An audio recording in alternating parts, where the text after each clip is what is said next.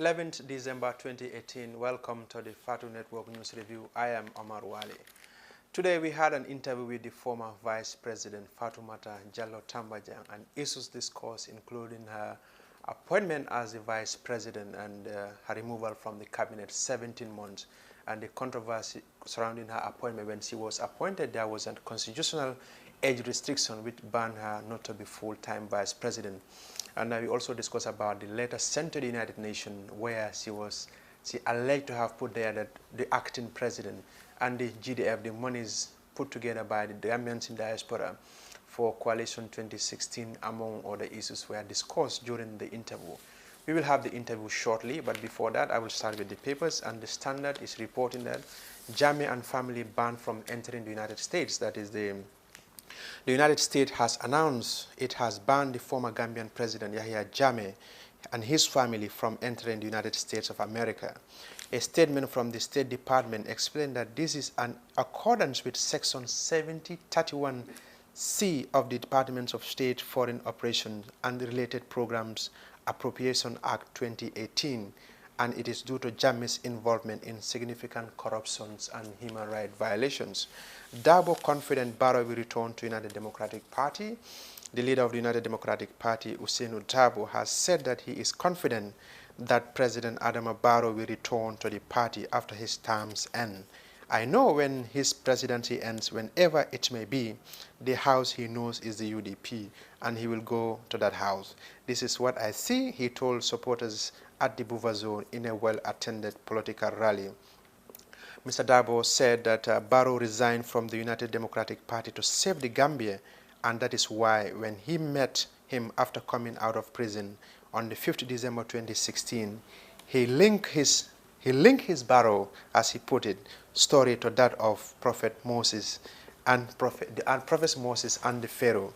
And Minister Gomez defend EU Gambia Fisheries deal, that is the Minister of Fisheries, Water Resources and the National Assembly Matters, Honorable Henry Gomez. James Gomez rather has defended the Gambia EU Fisheries Agreement, saying it is the best thing to have happen to the Gambia fishing sector. Speaking at a press briefing hosted by the EU at their office yesterday, Minister Gomez said for the last 22 years, the Gambia was not getting anything from their natural resources compared to this deal, which not only give the country a capacity or substantial amount of money, but also will help build the capacity of Gambians for effective running of this sector. And Henry predicts GPDP presidency in 2021. That is the Henry Gomez, the leader of the GPDP party, has told the members of the governing coalition government that he predicts that he will be the next president of the Gambia in 2021 election. And Gomez was speaking in an interview with the Standard newspaper immediately after being re-elected as the leader of the party at their biannual congress on Saturday at Brikama Bar. And government accused of neglecting victims of political gains, that is Dr. Amadou Skatel Jane, a former Minister of Information during the former government, has accused the Barrow-led administration of neglecting the plight of Jammeh victims. He said, and I quote, "We don't think the government is paying attention to our concern. Maybe our case have been dwarfed by the aim of politicians or to stay in power to prepare themselves for future elections," Jani told journalists at the Victims Center. And the trial of Nyanija West National Assembly member and co-resumed, that is the trial of the Demba Sow, the National Assembly member of the GDC in Nyanija West, and 4 others proceeded yesterday before Justice B.A. Bakar of the High Court. Mr. Sow is being tried along with Omis Safia Tujalo, Keba Kebe, Seh Dauda Yok, Alpha Kante, and Kemo Fati. They are alleged to have conspired to deceive Mohammed Tunkara, a Gambian based in the United Kingdom, and his partner by collecting the sum of $161,000 US, equivalent to $6,273,000, on the pretext that they are going to sell a 50 kilogram of gold value at $1.5 million US, and the deal, they all deny the charges. And on the point is reporting that court visit mortuary to identify Ibrahim Solo Sandeng remains, that is Justice Kumba Silla Kamara. yesterday moved the court to visit the mortuary in Banjul to conduct a sitting in criminal trial of the 7 former officials of the defunct National Intelligence Agency to identify the remains of the late Ibrahim Solo Sandeng and the alleged slain UDP activist was arrested on the 14th of April 2016.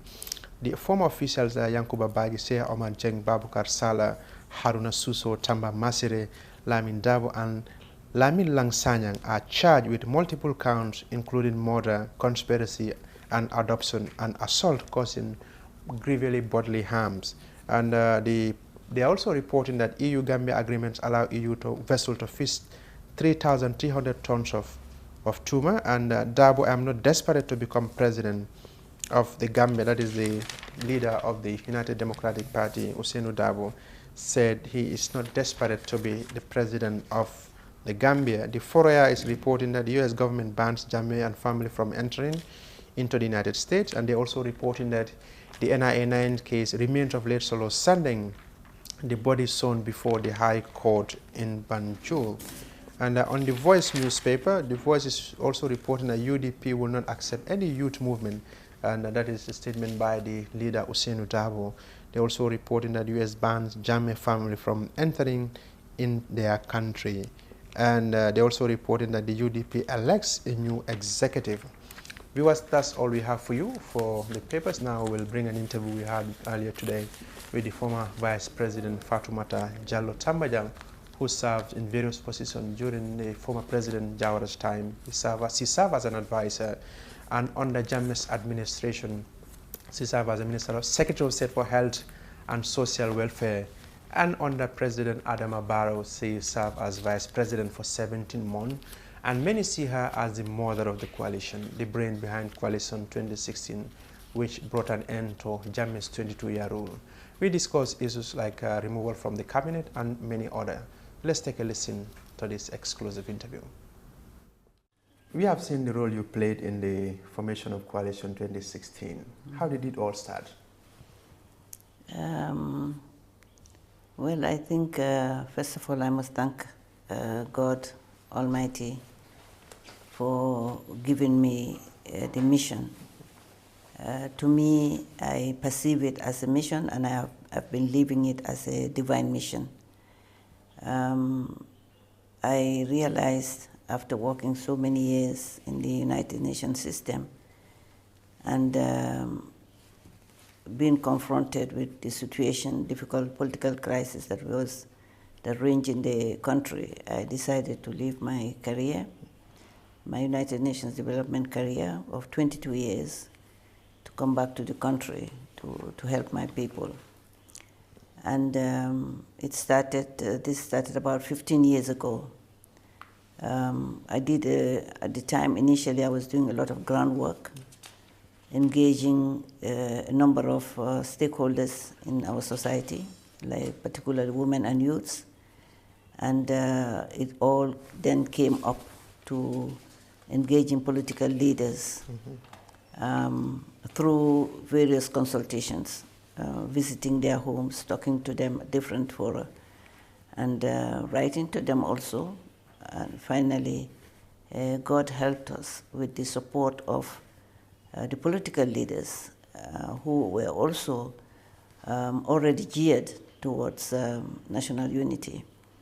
I finally came on the 16th of October 2016 after various exhaustive consultations at the YMCA and the Kairaba.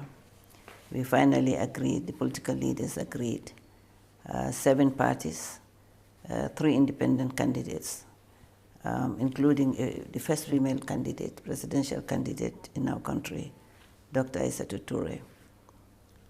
They agreed that they would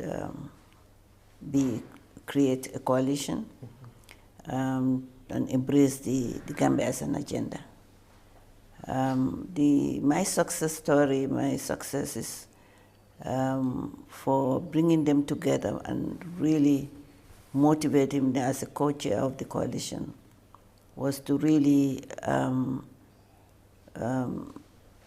allow them to say things that they had in mind openly to engage each other, to convince each other that Gambia is bigger than all of us. And to engage ourselves to understand that if we had allowed Yahya Jammeh to win in 2016, we all envisaged the catastrophe. It would have been catastrophic, including, of course, the disappearance of maybe many of the political leaders. And okay, we have seen like you said, there were coalitions before, but this was the first time you have all the political parties coming together. What was the secret behind that success? Because it was always impossible to have all of them together. But you tried and brought all the 7 parties, including an independent candidate. The success is the fact that there was an independent mediator who all the political parties respect, and with whom I have a lot of good relationship. Most of them, Gambia is small. I've interacted with many of them in my professional life in the UN, within and outside the UN. And I think also when it comes to respect, people consider me in this country as a mother. And they also realized that I had no political ambition other than bringing them together. My agenda is the Gambia, and I have no political party, I have no political interest. So that in neutrality element and respect and trust by the political leaders made this happen. Of course, we have to give thanks to God Almighty who blessed the effort, because everything is Him. Man cannot do anything for him or herself. Everything, we just have the efforts, we have the aim, and then we prayed to God. And I think most importantly, prayer also helped. I'm a very prayerful person, and I'm sure that many of our elders, everybody played a part. No one can claim that he made the coalition to happen. Our elders prayed for us, other people in other countries prayed for us, and they also cooperated. The sub-region, the region, also supported the cause of the coalition. So I think these are some of the overarching elements or instruments that made the coalition successful. You said you were neutral, but back in 2015, we understand that you were a United Democratic Party. Was it that you abdicated that position when you were putting the coalition to leaders together? I've never been part of the UDP. Okay. Initially, I supported them because of the United Front, the nature of the United Front. It was like a coalition, just as His Excellency Ousseynou Dabo said at the Congress, that in 1996 they had a coalition, and I supported the National Front. The reason why they saw me more with the UDP was the crisis around the UDP. But I used to go to every party. I was in every party, and I consulted, and I accompanied many of them, including the female candidate. So seeing me with the United Democratic Party doesn't make me a member. Initially, I helped in preparing the manifesto of the United Democratic Party. Myself and Sidi Esanyang, late Sidi Esanyang, may God grant his soul, Jannatul Firdaus, we prepared it. Only the two of us prepared the manifesto of the United Democratic Front. I was there out as a national leader who really wanted to move the political process forward. But there is nowhere anybody can see my membership card or inscription as a member of the UDP or another party. So I am here. It is my constitutional right to be in any party. But I think one has to look at the realities of life. What we need today is not to be more politically ambitious, but rather looking at what the country needs. And I think with my ability and experience in the United Nations, it was worthwhile for me to come and work with the United Front. I know Mother Teresa, but you are really also the mother of the coalition, is that right? Yes. Now, what is your assessment of the government? You have been there, now you are out of the government. Currently, it's now 2 years, Barrow's 2 years in office. Mm-hmm. What is your assessment of the administration? The administration is going well, comparatively very well because of what we inherited. You're talking about 22 years of dictatorship. All resources depleted by the dictator, his administration, and allies. When we came to government, we did not find anything in the coffers. So we had to run and find money, budget support from the EU, from the World Bank, the United Nations system, and other allies, like the United Nations, the United States of America, the African Union. Everybody came on board to help us. Now, we came, and then the first thing we did, amidst all these difficulties and challenges, we were able to develop a very sound national development program or plan, ranging 2018 to 2021, which is a product of participation from all civil society, media, the government, and the international partners. I know, we all know that it's not easy to develop a plan, particularly a participatory plan. What we found as a plan was PAGE, and PAGE was really some sort of like a desk written document. Okay. So we went again, the government was able to champion the National Development Plan very successfully at the May meeting in Brussels. And His Excellency President Adama Barrow, who God has chosen to be our leader, was able to come home with 1.4 billion euros to implement the plan. It's going to take a while. We need to be tolerant and patient, given the formidable environment, difficult environment we are coming from. Now, the way forward has also started being implemented. Like, for instance, people have, the Minister of Finance has been able to really sustain the partnership with the international donor community in terms of budget support, in terms of assessing the economy. And you know that recently we have got some economic growth.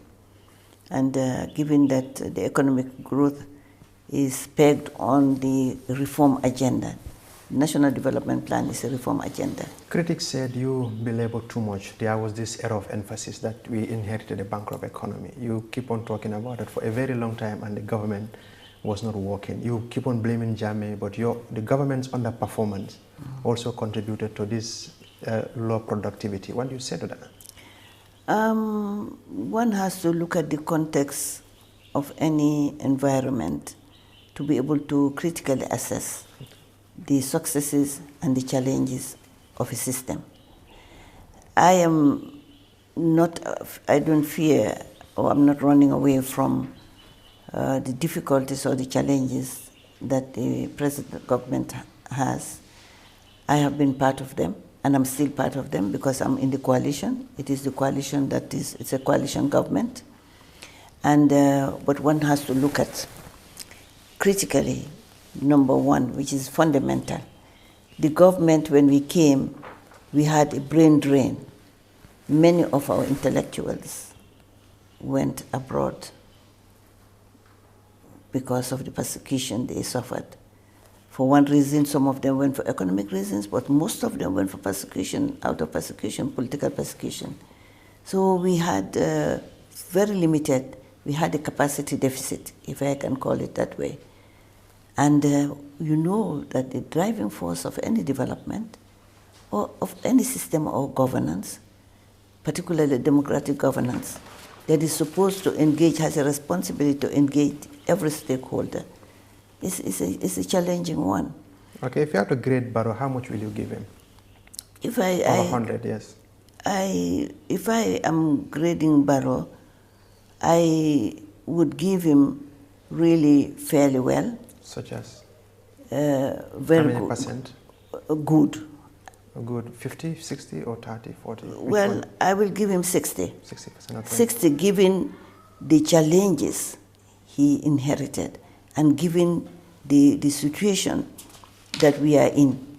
That is, we have the resources, but the capacity is not there.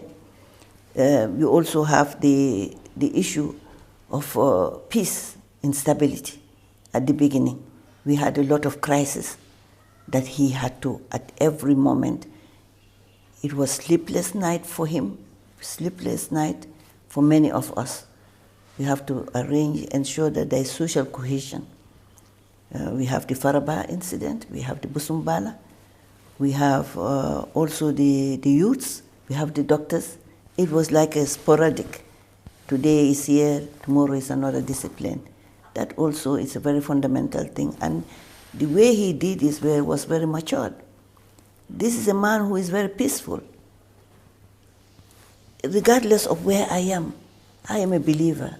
I want to speak the truth because that is what is going to last. That's what I'm going to find in my grave.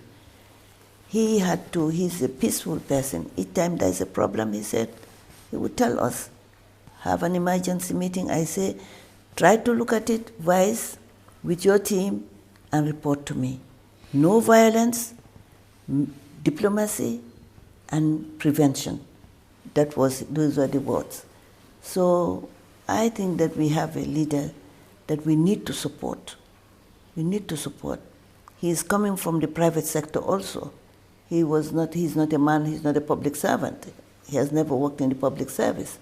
So you have to also give him the credit that he putting together a cabinet of diverse disciplines, people from diverse disciplines, and ensuring that within 1 year, his government is able to mobilize, to stabilize the economy, because the economy was in shambles.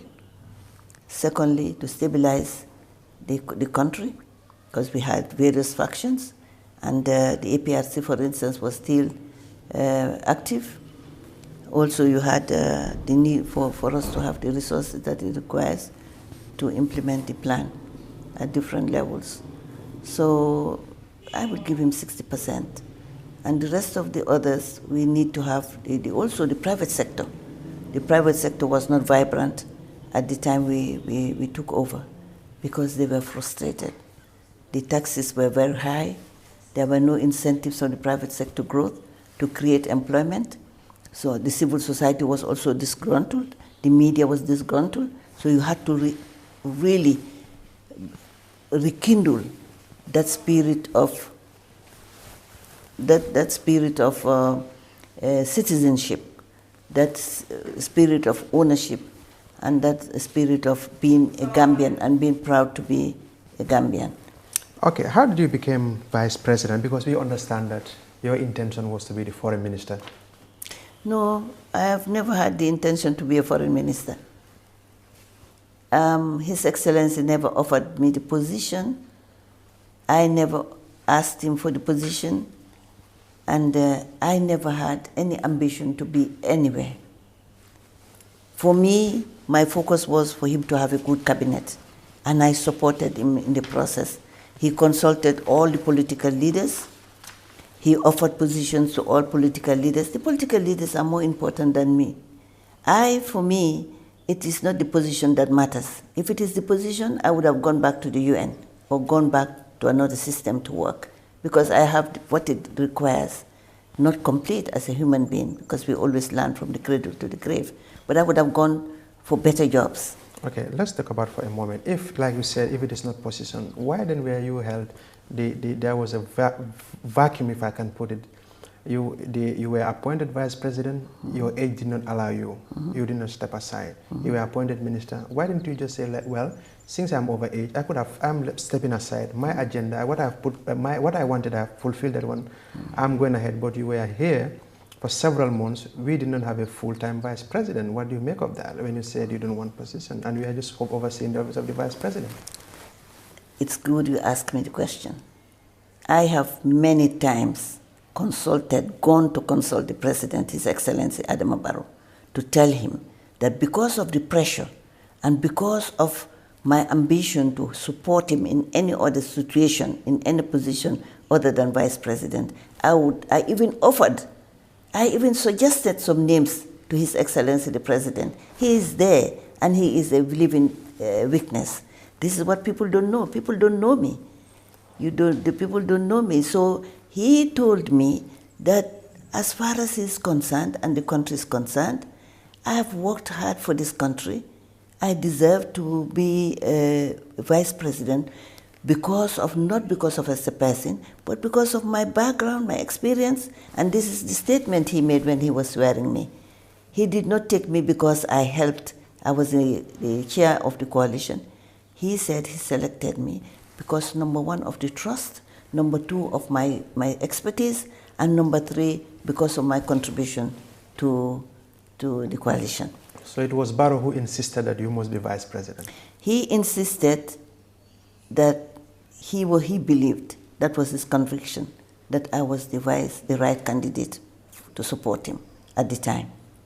As a law-abiding citizen, why didn't you tell Barrow, well, I understand, I appreciate all what you want me to do or what you have for me, but I don't think it's proper for me to be overseeing a position when the law said otherwise? You can oversee constitutionally. Okay. You can oversee a position. And that's why it's important for people to know their constitution, because that is what governs the country. You can oversee a position while amendments or whatever happens, or perhaps like when somebody dies in a position, somebody else can come and oversee. An eligible person can oversee. So, but the constitutional amendment, let's be frank as professionals. Mm-hmm. Today, is it me who is benefiting from the constitutional amendment? If the constitution was not amended with His Excellency Ousainou Darboe, Vice President, be Vice President today, will we have these competent lawyers in the commission? His Honorable Surah Tijani and others, Antuman Gen and others, kept engaged in the justice system. We look beyond the person. Let's try as Gambians to look at what is in the best interest of the country. And more fundamental, we all know that this is a constitution that was one-man constitution. It was prepared by His Excellency, the former President Yahya Jammeh, in his own interest. The 65 years that universally, we are a member, a signatory to the Universal Declaration of Human Rights and many other human rights instruments. Today we have the SID, the African Center for Human Rights in the Gambia, the Commission of the Human Rights in the Gambia, and many more institutions here in the Gambia, because we are signatory to the Universal, and we have been compliant during the era of His Excellency Sadauda Kairaba Jawara. We have been compliant, not maybe fully, but we have been compliant with these instruments. And this, in the Universal Declaration of Human Rights, Article 16 says there should never be discrimination against age, gender, race, and religion. So this is discriminatory. Putting an age worldwide, there is no country in the world that has an age limit in the Constitution. What is needed is the competence, the loyalty, and the commitment of an individual. And this is the way forward. Countries differ. When in Zambia, Michael Sata, when he was opposition leader, was over 70. You look at the president at the time, Rupiah Banda was 73. Mahathir Mohamad of Malaysia was over 90 when he became prime minister. Exactly. You say the law was a Jammeh law, but you also agree that there are good ones and there are bad ones in the Jammeh law, as they put it. Yes, I do agree. I do agree. There are, some of the laws are good. Okay. Regardless of where I come from, I want to be really straightforward and truthful. And I want to remain professional. I want this country to remember me as somebody who supports Gambia as an agenda and not anything personal. In the world, Gambia has to move as part of the United Nations. When I say United Nations, it's the world at large. There is the General Assembly, UN General Assembly, which our country participates in.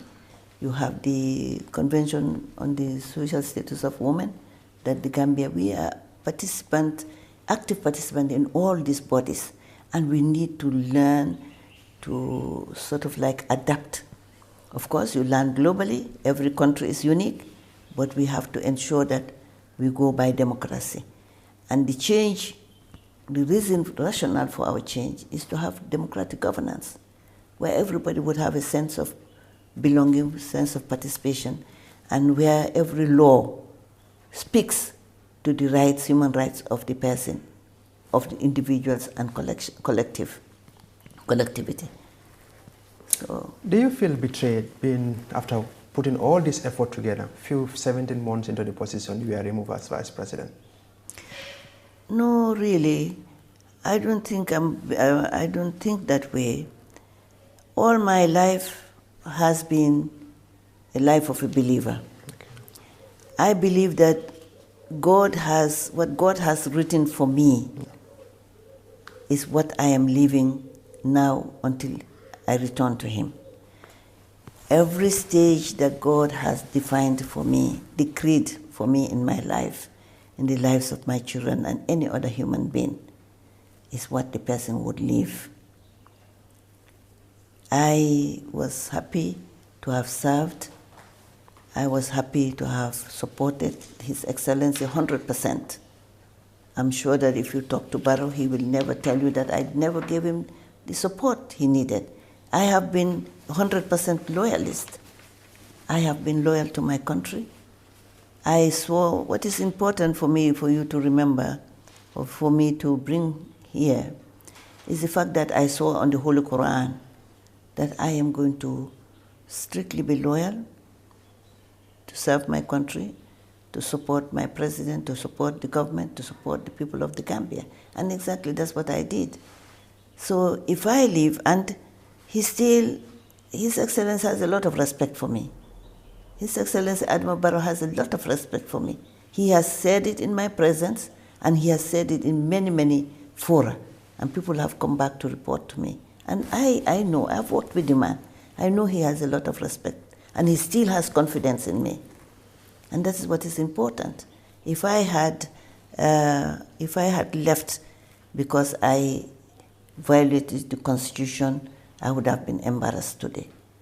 If I had left because, well, he removed me just for the sake of removing me, I would have been embarrassed and I would have felt betrayed. But I never feel betrayed. I leave everything in Allah subhanahu wa ta'ala's hand, because I know He created me, and what is meant for me will always come to me. What is not meant for me, sometimes you like something, is in the Holy Quran, you want something, but it's not good for you. Sometimes you don't want something, and it's good for you. But sometimes also God tests you. Because I'm a believer, God is testing me. He said, well, I have shown you to the whole world that you are the Vice President of the Gambia. How about if I take the position? How are you going to behave? And because I think the only way I translate that is God wants me to be closer to Him. And I have been close to Him and closer to Him today, more than ever. And I will never have any grudge against His Excellency the President Adama Barrow, which is evidenced by my participation in many of the programs, like the recent Truth and Reconciliation. Like you said, you are a believer. Barrow has so much respect and confidence in you. But we heard that when you were removed, you were deployed to foreign service, but you turned it down. Was that the case? Well, I turned it down because I feel I needed time. I needed time to think about it. And I feel that I had worked with the United Nations, but the important reason is the fact that I had worked with the United Nations, and my level was beyond ambassador. Okay. And we know we have to be realistic. You can, not because I don't feel, I'm not a person that has sense of entitlement. This is for me and for nobody else. No. I was beyond an ambassador. I cannot go back to the UN, being an ambassador at the UN mission at the ambassador level. So for me, that was a demotion.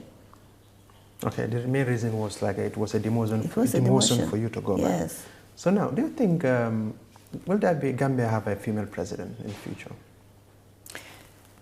I strongly believe in that. I believe in that.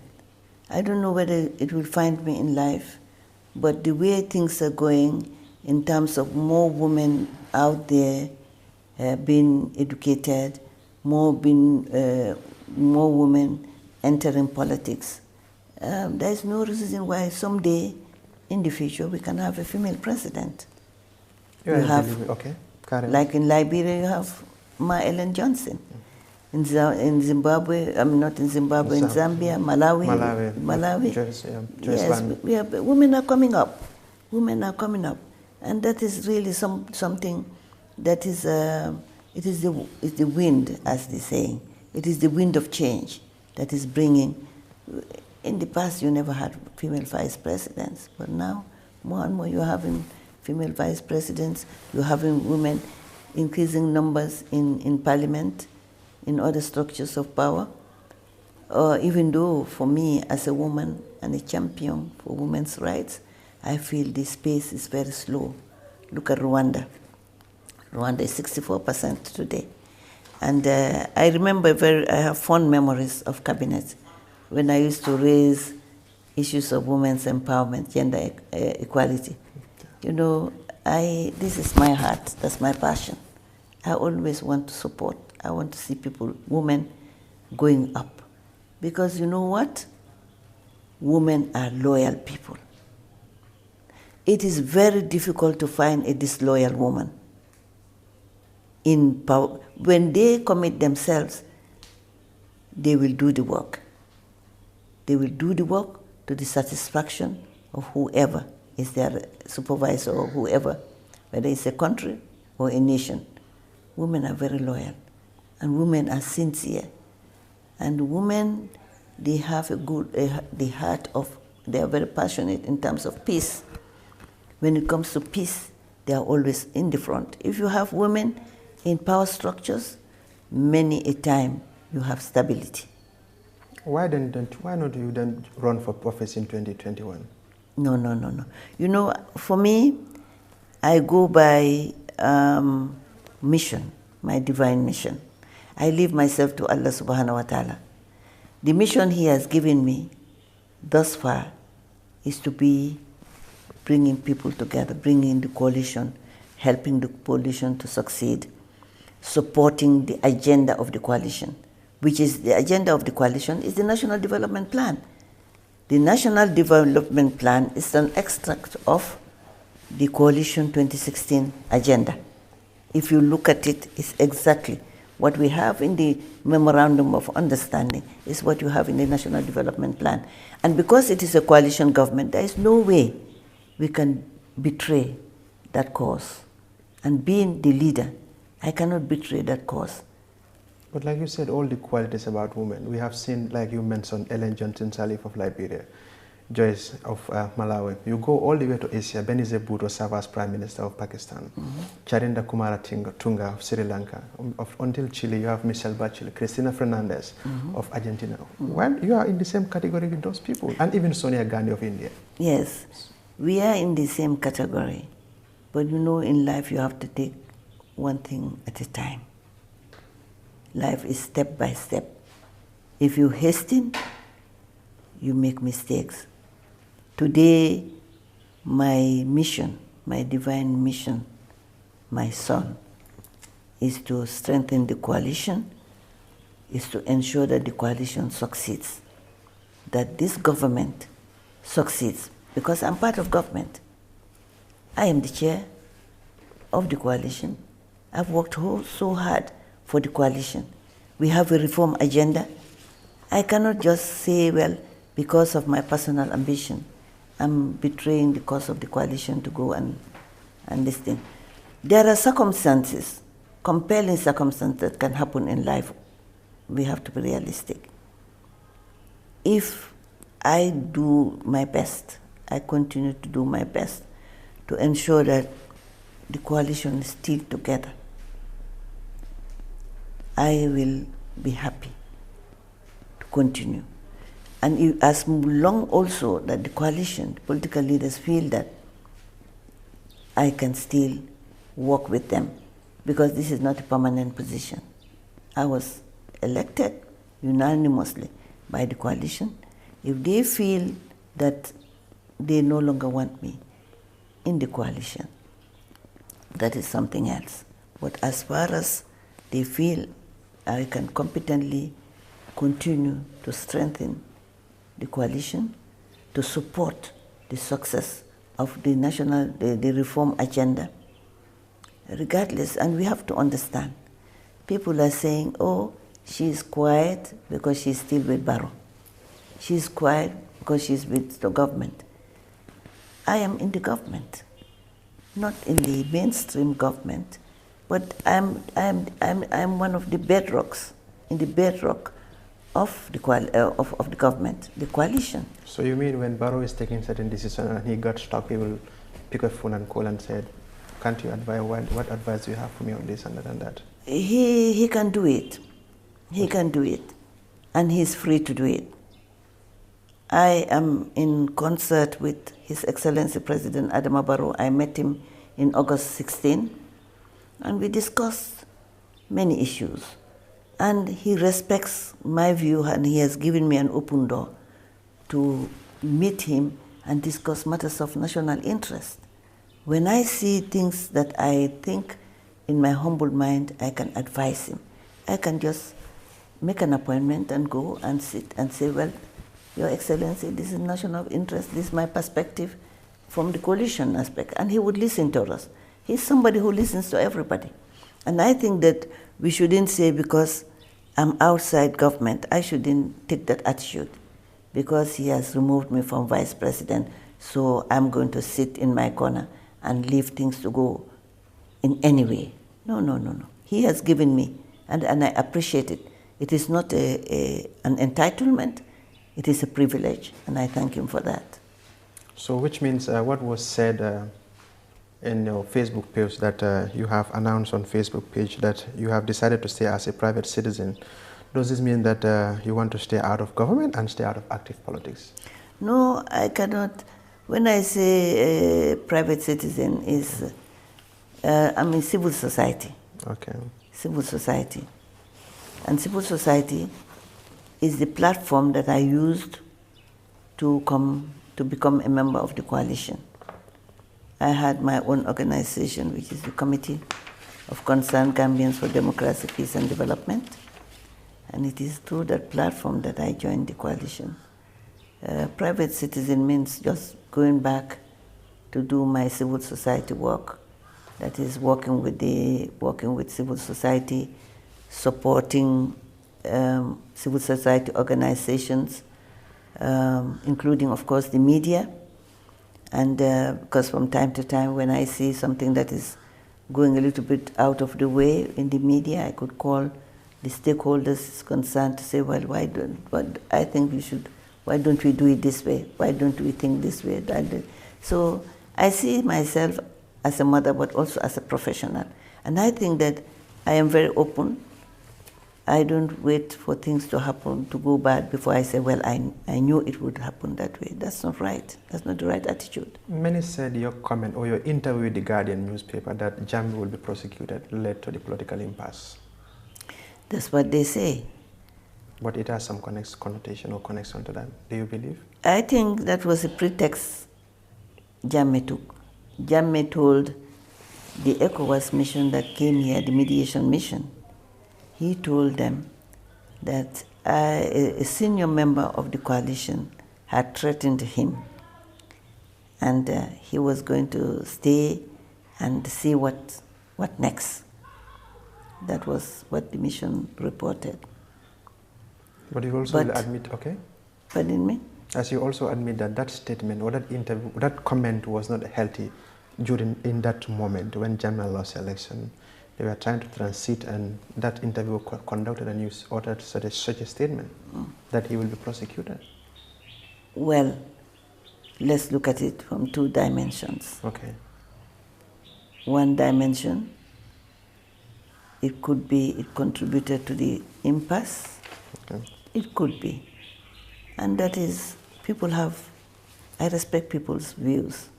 And I do learn sometimes from people's views. And I'm human, I'm not perfect. Sometimes we make mistakes. And we learn from the mistakes we make, and we move forward. That's one dimension. The second dimension is the fact that if we had not had the political impasse, Jammeh may have not left this country. And? He would have, because the things were going so smooth that he could have stayed in Kanilai, because that was his claim. He wanted to stay in Kalinlai. He wanted to stay in Kanilai. And my declaration or my statement was that he shouldn't stay here. And I was being realistic. Jammeh staying here, Jammeh's power in terms of money and in terms of loyalty in the security forces, in my humble mind and the humble mind of anybody who is realistic, we would not have ranged. We would not have gone beyond maybe 6 months. What will happen? I would have expected that he would have a coup d'etat. This is my own personal judgment. I can be wrong, I can be correct. Yeah. But the right thing would have been for Jammeh to leave, for us to consolidate our democracy, for us to have a smooth transition, and then later to see what the justice system says with Jammeh's case, and we deal with that. And fortunately for me, I have been part of this process. I have nothing against Jammeh. The problem I have is the problem of system of governance, the bad policies, some of the bad laws, the human rights abuses, the disappearances, the rape and torture that he inflicted on our people. That's the problem I had with him.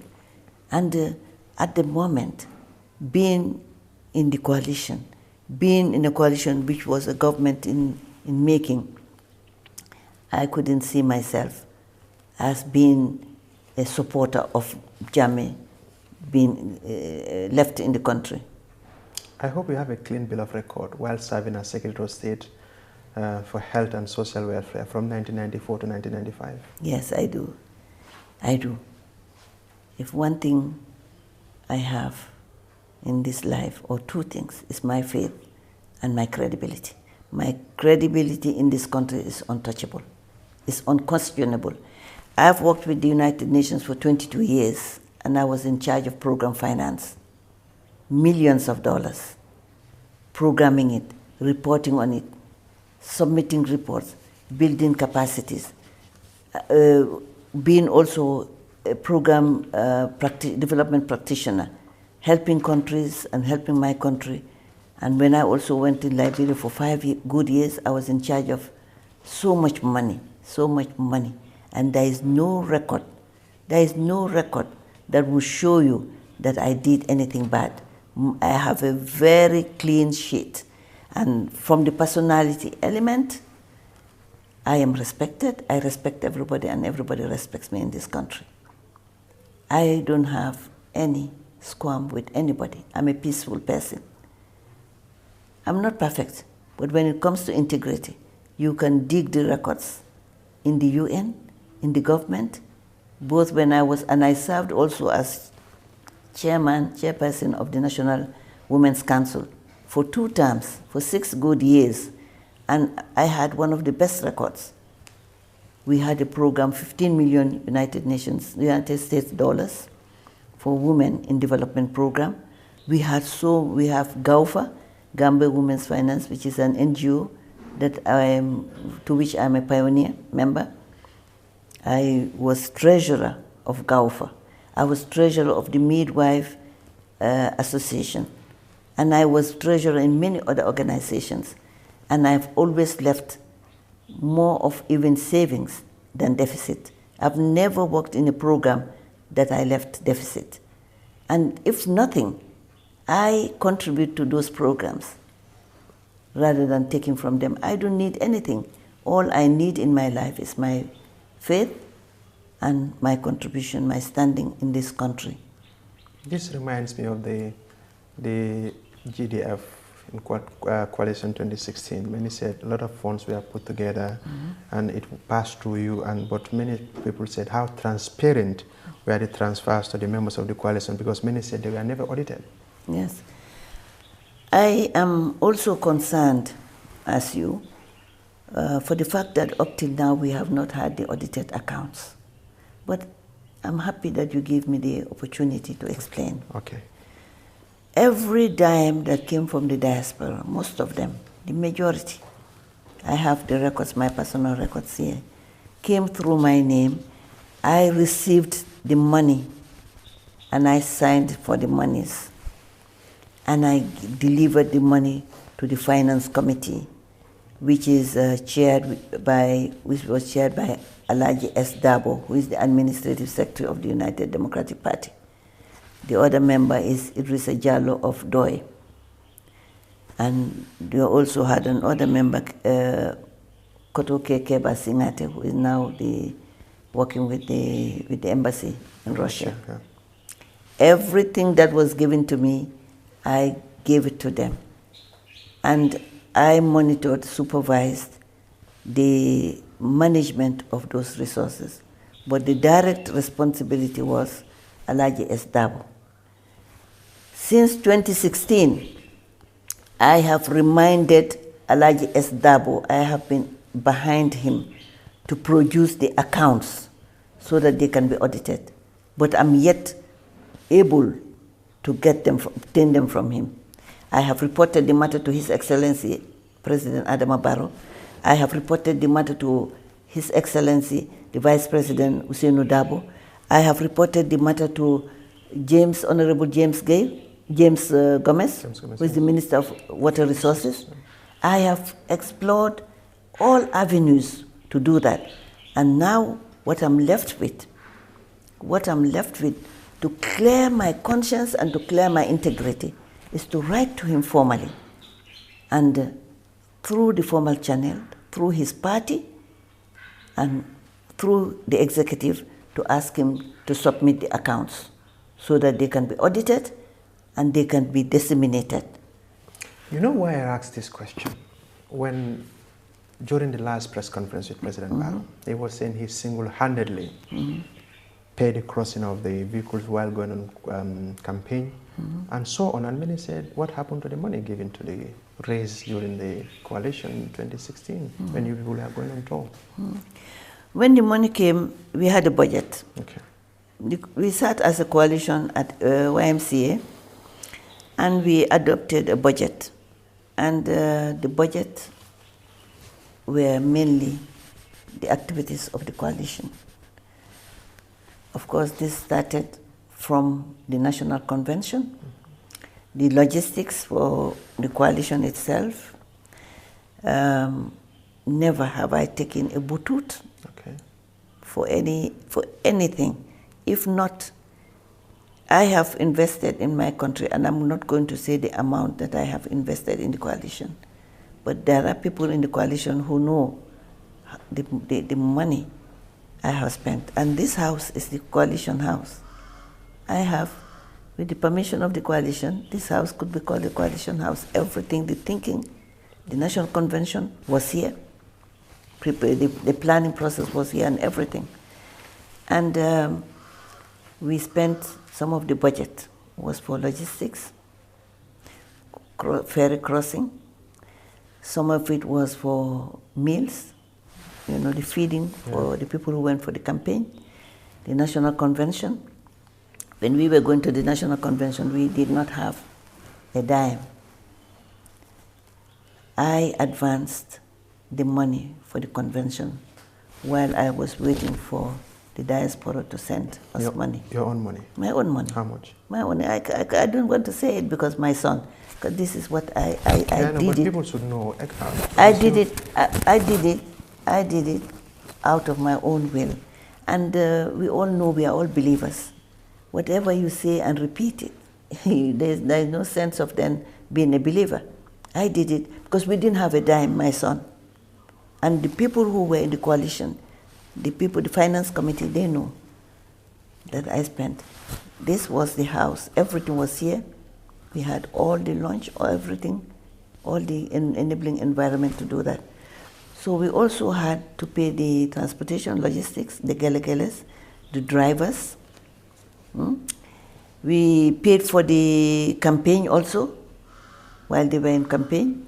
Every now and then I was in direct liaison with His Excellency the President-elect. He would tell me sometimes when they have difficulties, they tell him, and then he calls me directly, and then I would send a delegate to deliver the monies. When there was shortage of fuel, I would go to Jar Oil. I'm sorry, I think he wouldn't like me to call his name, but it's important for people to know. I would go to him and say, well, either I would take credit in oil, fuel, tell him to supply our people, and when we have money, I go back to pay him. And he has contributed as any other Gambians. Other Gambians locally who may not want their names to be announced have also, not only the diaspora, but people in the country also contributed a lot.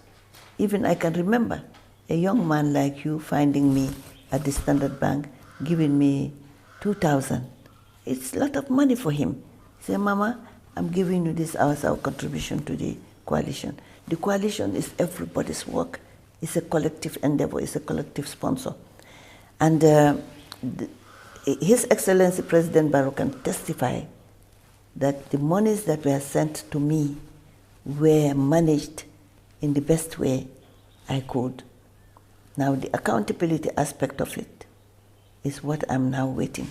That is, I have the overall accountability, responsibility. His Honorable Alaji S. Dabo needs to submit, and I'm using this forum to encourage him to submit the accounts so that we can have them audited, tabled to the coalition, and disseminated to the public. They have a right.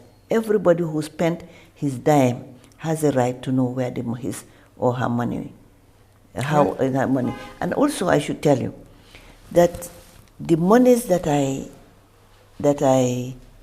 collected, or which was sent to me directly, was the money that not only the diaspora's money, but my money, my family's money, other people, coalition members' money, $500,000 a day before the nomination.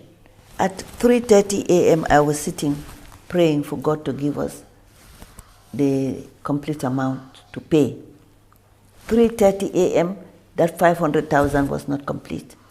I had to call my family members, my sons and so forth, to send me money, to bring money to me at night to go and complete. The testimony is His Excellency Musa Sonko, who was the ambassador in Guinea-Bissau. I called Musa Sonko late at night and asked him to meet me at the Sky Bank, where I was going to pay the money. And early in the morning, 7 a.m., I left here just to ensure that I was the first customer to pay the 500,000 nomination fee for His Excellency, the President Adama Barrow's nomination. I paid it. I have my receipt here. I paid the 500,000, and I ran to the IEC in a taxi and gave someone to give him the receipt for the nomination, because it's part of the requirement. Now, let's talk about your safety at the time. Were you worried about your safety?